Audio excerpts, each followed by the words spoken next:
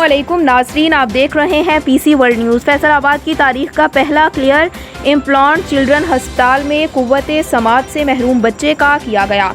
हमारे city reporter Abdul Hammad की तफसीलात के मुताबिक एमएस डॉक्टर हबीब अहमद बुट्टर के मुताबिक ये इम्प्लांट पहले किसी गवर्नमेंट या प्राइवेट सेक्टर में नहीं किया गया।